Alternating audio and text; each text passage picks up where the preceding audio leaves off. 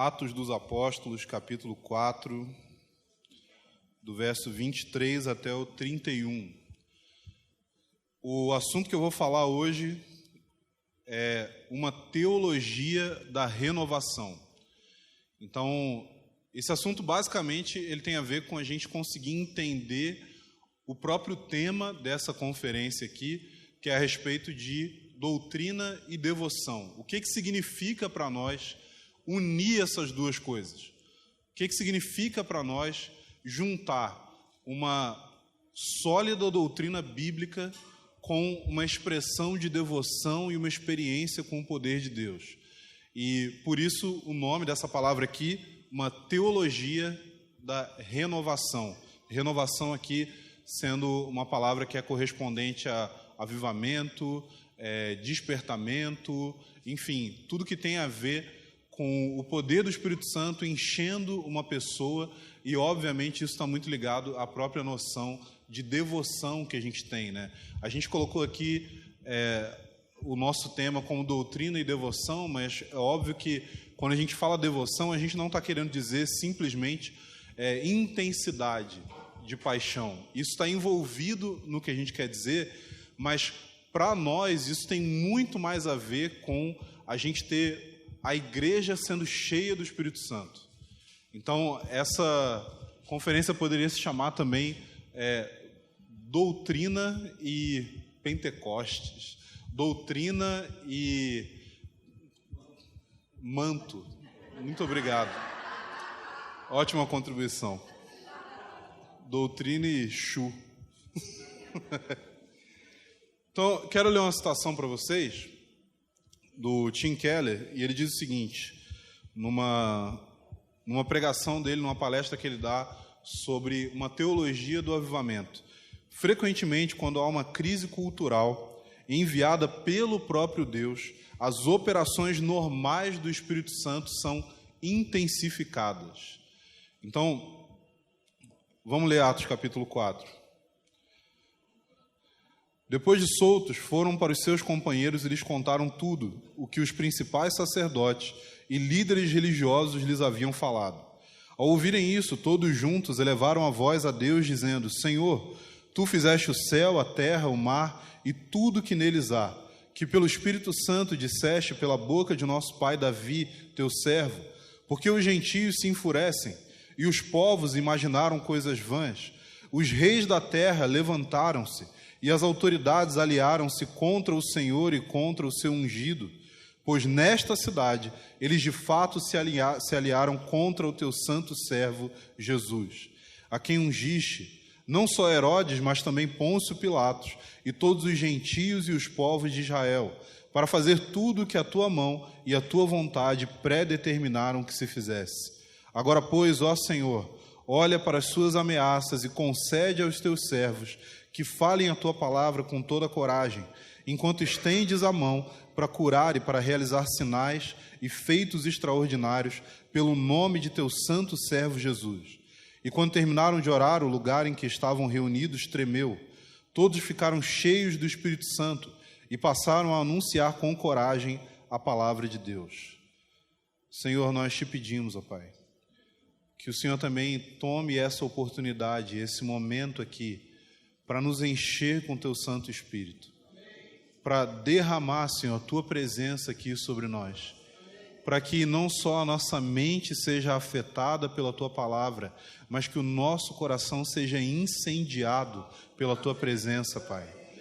Espírito Santo, nós te convidamos a agir aqui nesse lugar.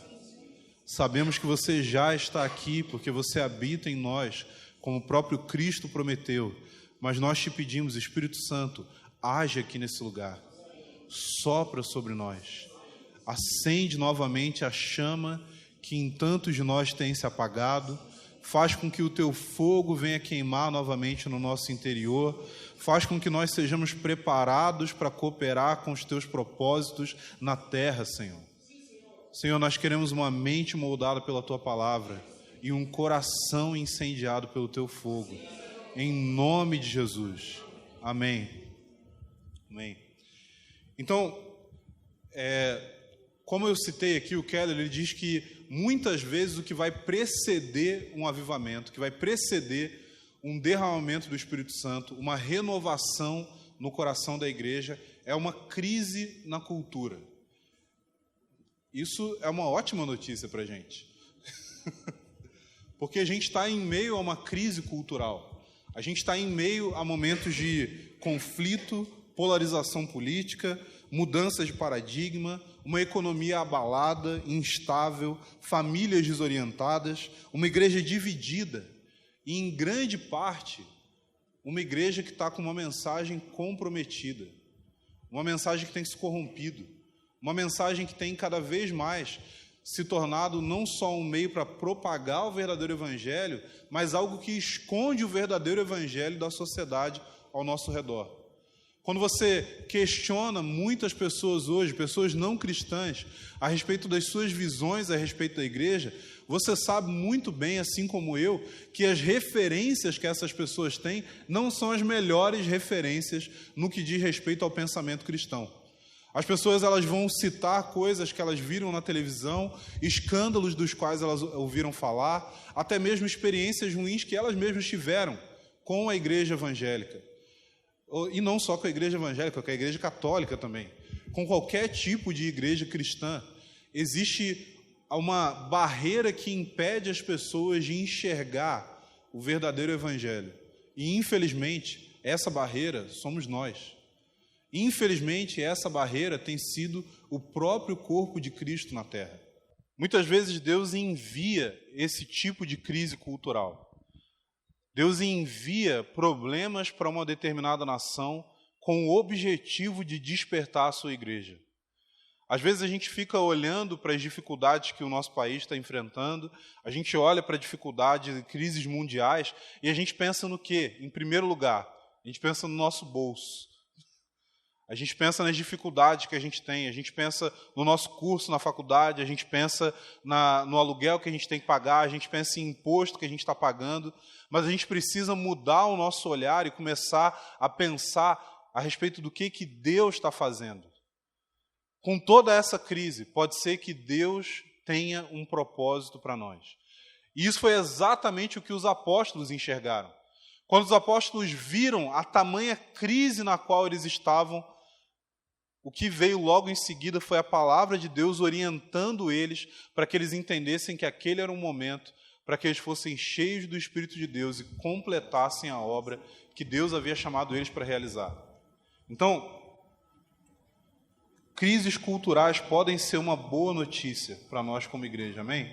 Você vê no livro de Juízes constantes crises acontecendo, onde Deus levanta homens ungidos por Ele, homens como Sansão, homens como Otoniel, homens como Gideão, homens que são levantados por Deus para poder levar a nação a um momento onde eles são libertos dos seus opressores e eles se voltam novamente a Deus. Obviamente, todas as vezes que Deus deseja derramar o seu Espírito Santo, o que Ele faz para preparar o caminho em meio a uma crise é chamar o seu povo ao arrependimento. Você vê esse padrão acontecendo vez após vez nas Escrituras do Antigo Testamento. Você vê isso acontecendo na época de Esdras e Neemias, e você vê isso acontecendo, como eu já citei aqui, no momento do derramamento do Espírito Santo no dia de Pentecostes. Quando o Espírito é derramado, os apóstolos estavam o quê? Eles estavam, havia muito tempo, escondidos, com medo da perseguição, mesmo depois das orientações de Jesus, eles não sabiam exatamente o que fazer, e a única orientação que Cristo deu para eles foi: esperem em Jerusalém até que vocês sejam revestidos de poder do alto. Então, você vê que esses ciclos de renovação acontecem constantemente na Bíblia. Mas existe uma diferença entre Antigo e Novo Testamento. Quando você olha para o Antigo Testamento, o que você vê? Você vê constantemente o povo de Israel passando por altos e baixos. Você vê que existe um momento em que o povo está escravizado pelos egípcios e um momento onde eles são resgatados dali por Moisés, que Deus levantou para fazer aquela obra. Você vê um momento em que eles estão se desviando do caminho de Deus e abraçando a idolatria, e aí Deus então levanta um juiz para poder livrar a nação e chamar eles ao arrependimento. Você vê isso acontecendo com Samuel, você vê isso acontecendo com Davi, você vê isso acontecendo com Josias, você vê isso acontecendo com Elias. Deus levanta constantemente homens e mulheres para proclamar o arrependimento ao seu povo, para que o povo se volte a Deus, seja cheio do Espírito Santo e possa voltar ao cumprimento do propósito para o qual Deus havia chamado a nação de Israel. Mas quando você chega no Novo Testamento, você vê um padrão diferente.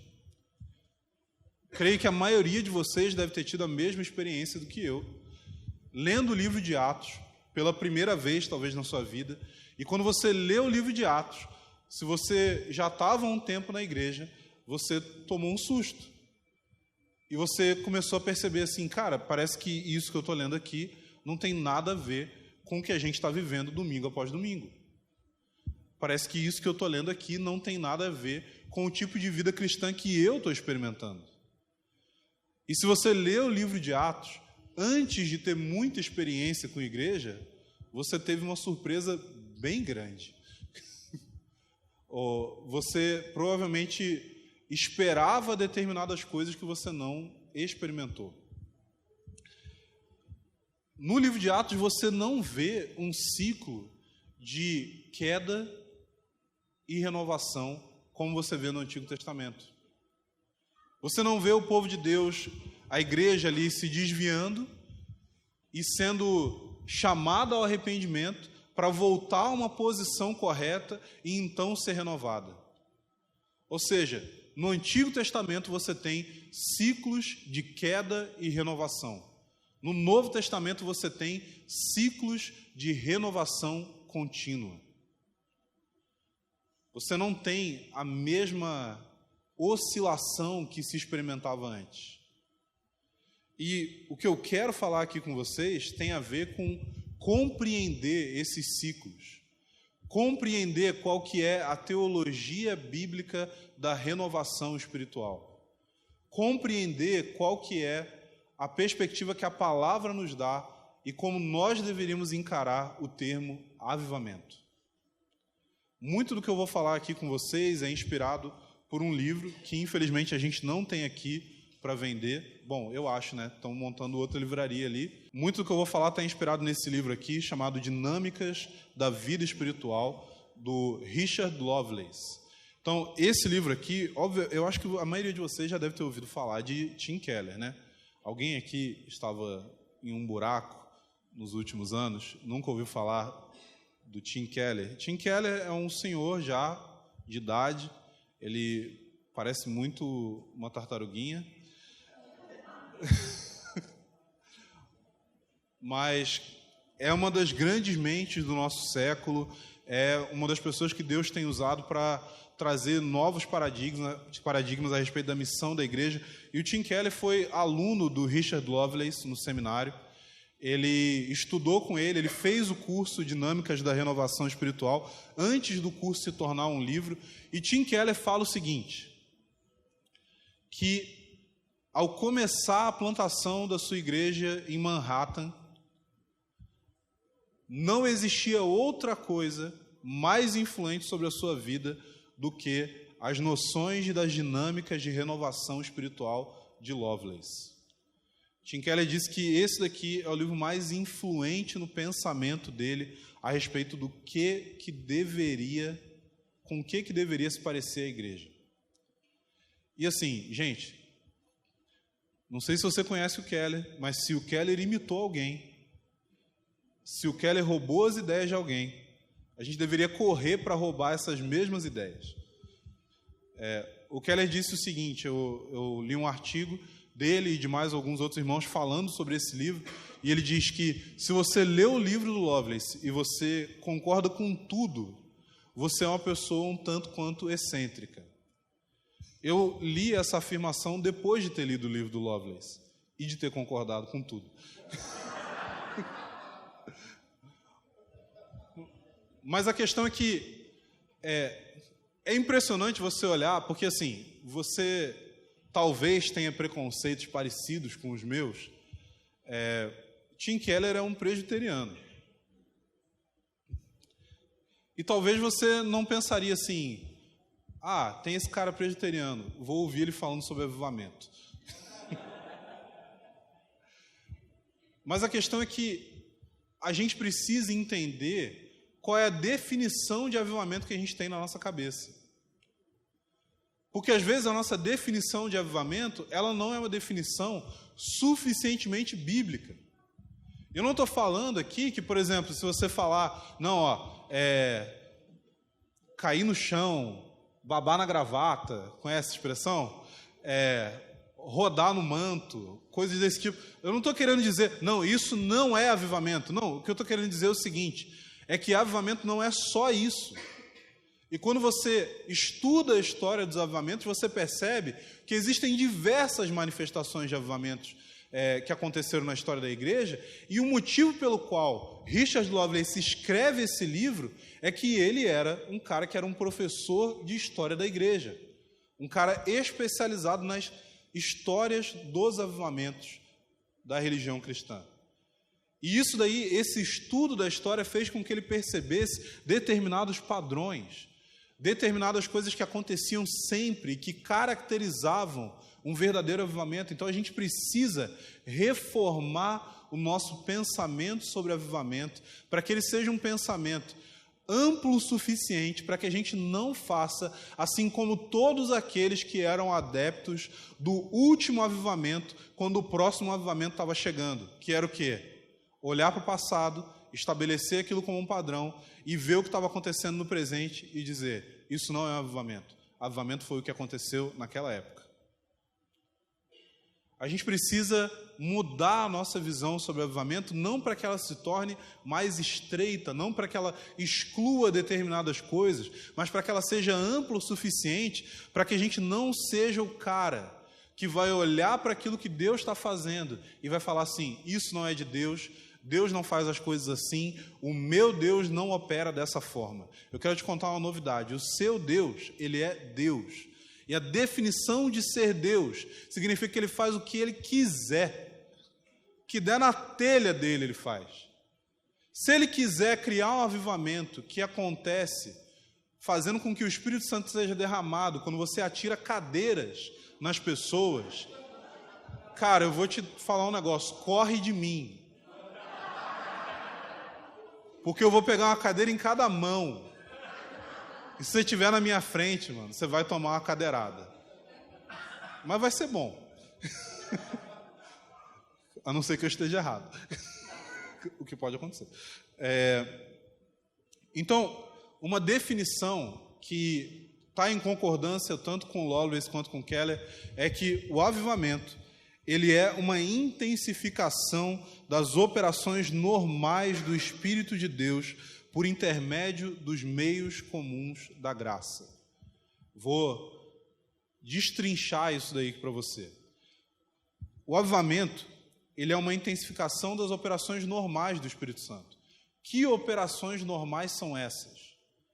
As operações normais do Espírito Santo têm a ver com regeneração, tem a ver com tocar as nossas afeições, tem a ver com arrependimento, gerar arrependimento em nós, renovar a nossa fé, firmar a nossa segurança em Cristo, santificar a nossa vida, capacitar a igreja para a obra de Deus, liberar dons, direção espiritual, feitos miraculosos, ou seja, todas essas coisas têm a ver com as operações normais do Espírito Santo. Quando você olha para a história dos avivamentos, você vai ver que a gente geralmente tende a pensar que o avivamento é um momento onde Deus está fazendo algo que Ele não faz normalmente.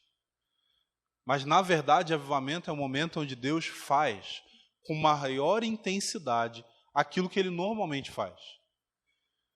O que você espera de uma igreja que está sendo cheia do Espírito de Deus? Você espera que ela apresente arrependimento pelos seus pecados. Você espera que ela apresente uma maior convicção do Evangelho. Geralmente, avivamentos vão produzir um maior uma maior intensidade na evangelização, uma maior quantidade de conversões, uma maior qualidade das conversões que acontecem, conversões mais dramáticas que usualmente se vê. Você vai perceber que um avivamento, na verdade, ele é, sim, uma intensificação daquilo que Deus já faz pelo Espírito Santo no dia a dia. Não existe um momento na história da igreja onde o Espírito de Deus não estivesse agindo nos corações, produzindo conversão, fé, arrependimento, boas obras, santificação. Não existe um momento na história da igreja onde não houvesse operação do Espírito Santo por meio dos dons, milagres. Tudo isso sempre esteve acontecendo. A única coisa que sempre mudou foi a intensidade com que essas coisas aconteciam. E nesse momento a gente para pensar e percebe o quê?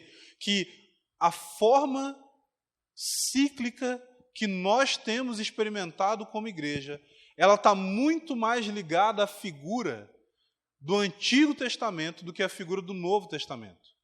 Ou seja, os ciclos que nós experimentamos, diferente dos ciclos da igreja apostólica, são ciclos de declínio e renovação. Você consegue perceber isso? Você consegue perceber isso olhando para a igreja? Você consegue perceber isso olhando para a sua vida? A nossa vida funciona assim. Nós experimentamos declínio na nossa vida espiritual e, em determinados momentos, renovação dessa vida espiritual. Geralmente uma pessoa se desvia dos caminhos de Deus quando ela experimenta declínio e mais declínio e mais declínio e não há uma renovação. Mas geralmente nós experimentamos momentos em que nós estamos desanimados, em que nós estamos sentindo falta de poder espiritual, seja para viver uma vida santa, seja para fazer a obra de Deus, e em determinado momento nós vamos a uma conferência como essa aqui, ou nós temos um culto especial na nossa igreja, ou simplesmente nós entramos no nosso quarto, oramos a Deus e nós sentimos o Espírito Santo renovando o nosso coração. Mas o que eu quero propor aqui para você é que, diferente disso que nós temos experimentado, o que Deus tem para nós não são ciclos de queda, de declínio e renovação, mas são ciclos de renovação contínua. São ciclos de crescente renovação espiritual, de crescente experiência com o derramamento do Espírito de Deus. Mas essas coisas só podem ser experimentadas se nós tivermos uma compreensão da estrutura na qual elas acontecem. E é aí que Lovelace vai fazer uma proposta através do seu livro dizendo que tipo de dinâmica você precisa viver para escapar dos ciclos de declínio e renovação e entrar no ciclo semelhante àquele que nós percebemos na Igreja Apostólica. Que tipo de dinâmica você precisa implementar em sua vida? Que tipo de pensamento você precisa ter para que o seu coração seja constantemente renovado? E, gente, eu sei que você já ouviu alguma coisa parecida com isso antes. Eu sei que você já ouviu propostas e a gente constantemente recebe esse tipo de proposta na nossa caminhada cristã, que é a proposta que vai resolver a sua espiritualidade. Conhece essa coisa? Assim, gente, esse livro aqui, se você ler esse livro, você vai, cara, sua vida espiritual você vai voar. Você vai voar, Maurício. Você vai experimentar outro nível de vida espiritual. E eu sei, eu já passei por isso, eu já ouvi isso, eu já fui enganado por isso. Eu já ouvi propostas que disseram assim, olha, se você entender isso daqui, você nunca mais vai se sentir...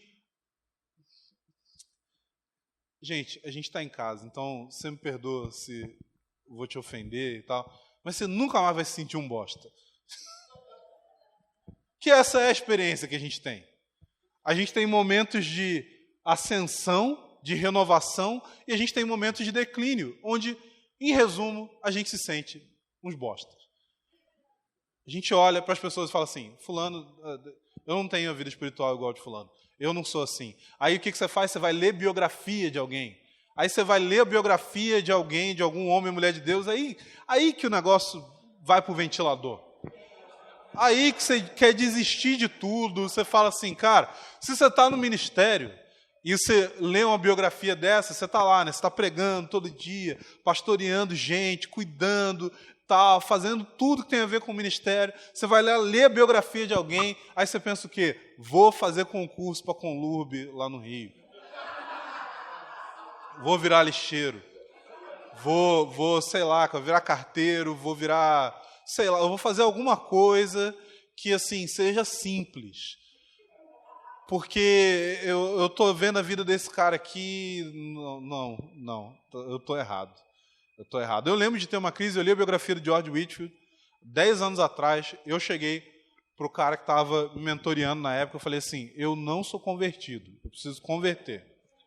Eu estava sério, gente, eu estava mal, eu estava deprimido, eu estava chorando com aquilo ali, porque eu estava pensando assim, cara, eu nunca vivi nada da vida cristã. Olha a vida desse cara aqui. O cara era melhor que eu antes de converter. Antes dele converter, ele era mais crente do que eu. Como que eu lido com esse tipo de coisa? E óbvio que assim, a gente precisa entender hoje, né? Hoje eu tenho a maturidade para entender que cristãos mentem. Né? Cristãos mentem. Então, se você lê uma biografia, gente, o cara é mentiroso. Não é mentiroso no sentido de que ele está colocando coisas ali que não são reais, mas que é no sentido de que ele não está colocando toda a realidade ali. Ele não está colocando tudo. Eu lembro de, quando eu tive um estalo a respeito disso, foi quando eu comecei a ler sobre a vida de John Wesley, eu tive uma revelação. Tive um revelamento da parte de Deus. Assim, gente, John Wesley, homem de Deus, né? Mas o bichinho era insuportável. Era chato. Eu não sei se você conhece gente assim. Essa pessoa é tão espiritual, cara. Ela é tão séria com Deus. Ela é tão apaixonada por Deus. Eu só não quero conviver com ela.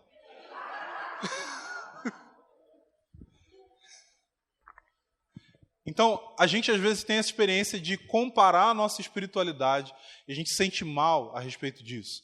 Eu não estou falando aqui que você vai virar o super-homem ou a super-mulher. Eu não estou falando aqui que você não vai mais pecar, até porque falar isso seria ir contra a Bíblia, e é uma coisa que eu estou tentando não fazer aqui enquanto eu prego, né?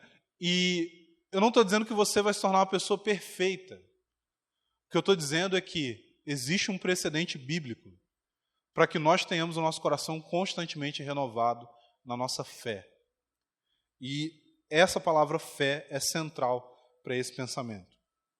Bom, eu disse que o avivamento é uma intensificação das operações normais do Espírito de Deus por intermédio dos meios comuns da graça. Quais são os meios comuns da graça? São as coisas que a gente faz constantemente. Inclusive, eu ouvi o Tim Keller dizendo o seguinte: as pessoas perguntam como que se deve buscar o avivamento. E a resposta dele, acho que foi a melhor resposta que eu já ouvi até hoje. Ele disse o seguinte: você busca um avivamento através de fazer aquilo que se faz no avivamento. Porque, gente, em resumo, o que acontece no avivamento? As pessoas oram mais, as pessoas se dedicam mais a Deus, as pessoas se preocupam mais com a sua santificação, as pessoas se preocupam mais em pregar a palavra de Deus, as pessoas se preocupam mais em viver a realidade da igreja. E às vezes a gente quer clamar a Deus por avivamento, mas só naquela 1h30 ali da reunião de oração. Fora daquele momento a gente fala assim, não, gente, mas você precisa viver a sua vida. Gente, uma coisa que você não faz quando tem avivamento é viver a sua vida. Se você já leu os relatos do avivamento de Gales, você vai ver que o que é falado ali? Eu lembro de um relato de uma família que o cara era mineiro, não que ele tinha nascido em Minas Gerais, tá? Ele trabalhava nas minas de carvão. Então ele trabalhava nas minas de carvão, significava que ele acordava lá pelas 3, 4 da manhã, ia para a mina de carvão, trabalhava até mais ou menos umas 4, 5 horas da tarde, ele chegava em casa, tomava um banho, comia com a sua família e ia para o culto. Isso durante o avivamento no país de Gales. Ele ia para o culto terminava sempre depois de meia-noite. Então você está falando aí de mais ou menos umas 6, 7 horas de culto. Ele saía do culto, ia para casa, colocava os filhos para dormir, ia dormir, levantava 3, 4 horas da manhã, ia trabalhar na mina de carvão. Agora adivinha o que ele fazia no outro dia? A mesma coisa. Ele voltava para casa, comia com a família, arrumava os filhos. Eu esqueci do banho, que é importante você trabalhar na mina de carvão. Ia com a família para o culto, ficava no culto até depois da meia-noite, depois voltava para casa, colocava os filhos para dormir, ia dormir e no outro dia ia trabalhar na mina de carvão. Nesse momento eu acho que você já entende mais ou menos como que a coisa vai prosseguindo. A questão é que nós falamos, Deus, nós queremos avivamento, mas eu também quero ter o meu tempo. Eu também quero ter o meu momento ali do Netflix. Eu também quero ter... E, gente, eu não estou falando que isso é errado. Eu não estou falando que não deve fazer isso. Eu não estou nem dizendo que se você assiste Netflix ou tem um tempo que você tira para você, que você não pode buscar avivamento. O que eu estou dizendo é que um avivamento tem a ver com a intensificação dessas atividades, dos meios comuns da graça. Tem a ver com orar, tem a ver com jejuar, tem a ver com se reunir como igreja, tem a ver com a pregação da palavra de Deus, tem a ver com adoração, tem a ver com um compromisso com santidade pessoal. E se nós queremos mais de Deus, o caminho mais certo para isso é através da intensificação desse tipo de atividade. É óbvio que quando Deus começa a derramar o seu Espírito Santo, Ele vai fazer com que essas coisas se aprofundem na nossa alma. Ele vai fazer com que coisas aconteçam muito mais rápido. Mas a questão é que não existe um outro caminho que a gente precisa descobrir para buscar o derramamento do Espírito Santo. A passagem que a gente leu aqui em Atos 4, você percebe o quê? A igreja apostólica tinha sido cheia do Espírito Santo no dia de Pentecostes. Eles, como diz em Atos 2, ali a partir do verso 42, eles perseveravam na doutrina dos apóstolos, na comunhão, no partir do pão, nas orações. E aí você tem todos os resultados disso, que era o temor, que era o partilhar dos bens, que era o poder do Espírito Santo se manifestando ali. Mas o que você vê ali em Atos 4? Os caras acabaram de ser repreendidos pelas autoridades na nação por causa da pregação do Evangelho. E qual que é a primeira atitude deles? Então, a gente está sendo perseguido, vamos orar para que Deus nos dê coragem e poder espiritual para continuar pregando. A oração deles não é, Senhor, para a perseguição. A oração deles não é, Senhor, nos dá a favor diante do governo. A oração deles não é, Senhor, faz com que a gente domine a cultura. A oração deles não é, Senhor, faz com que a gente tenha cargos, né, nas esferas de influência da sociedade, para que a gente possa mudar a sociedade e torná-la cristã. Não, a oração deles é, Senhor, nos dá coragem e poder espiritual para pregar a sua palavra. Avivamento e renovação estão totalmente ligados ao cumprimento da missão que Deus deu para a sua igreja. O compromisso com a missão está intrinsecamente ligado à necessidade de poder.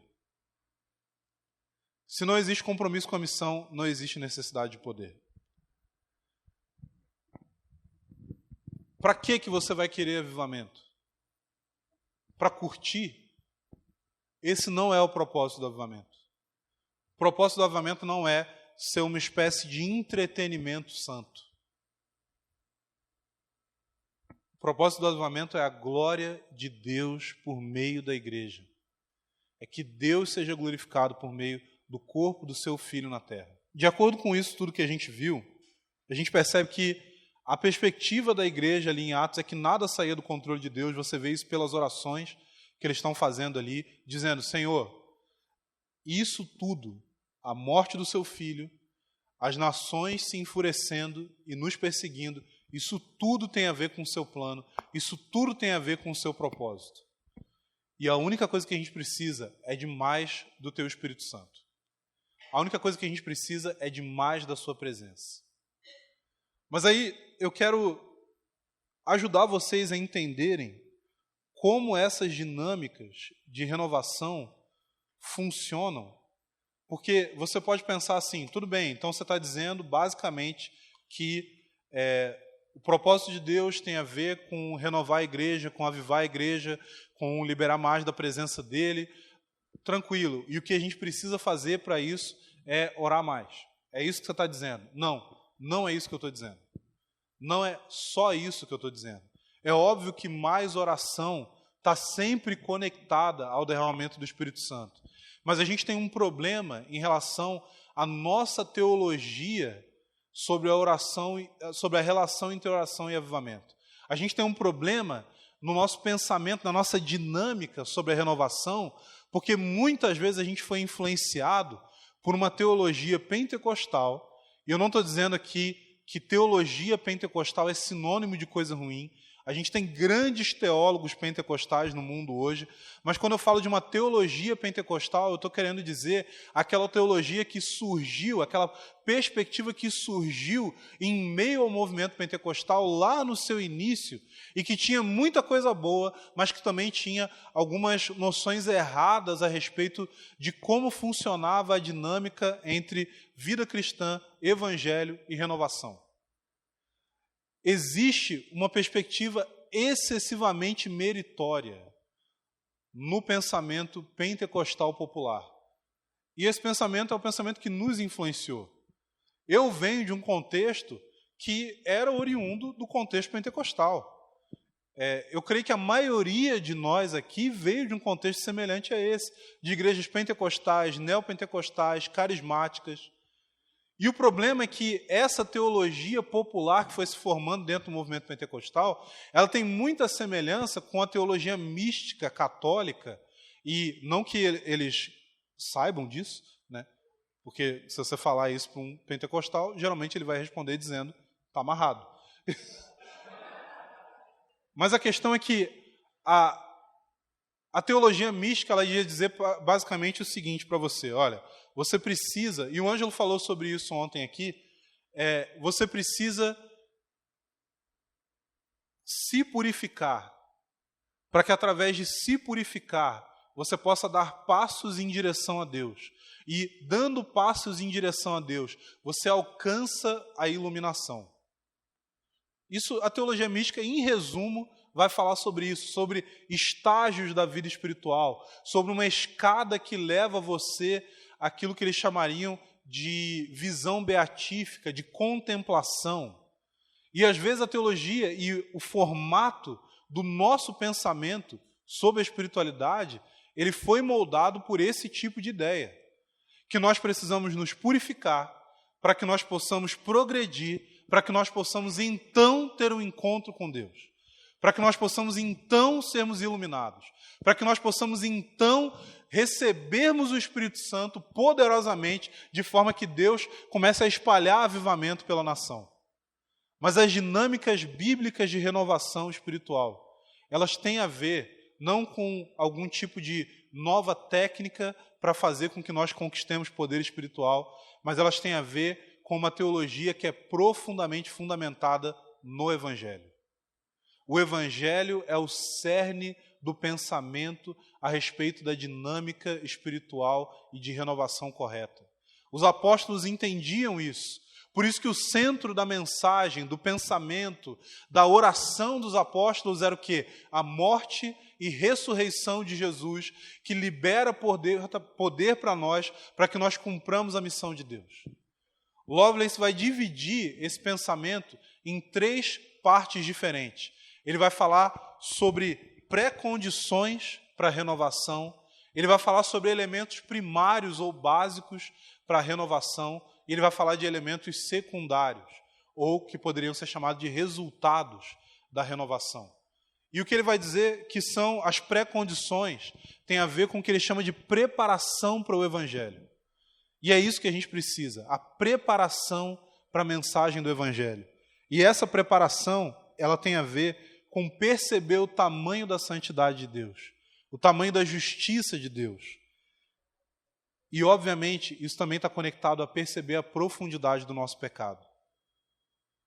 Muita gente fica com dúvida e fica em crise, principalmente nas nossas aulas, quando a gente fala que o homem é mau, quando a gente fala sobre a maldade humana, e as pessoas ficam assim, nossa, mas será que... O Walter estava falando que tem gente que fala, mas não tem nem um pouquinho de coisa boa?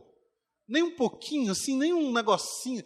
Porque a gente foi criado à imagem de Deus. Então é quase uma negociação ali. Pô, me dá só uma rebarba assim, ó, só um negocinho para eu... Gente, a doutrina bíblica a respeito da maldade humana, da pecaminosidade humana, ela tem a ver com o seguinte.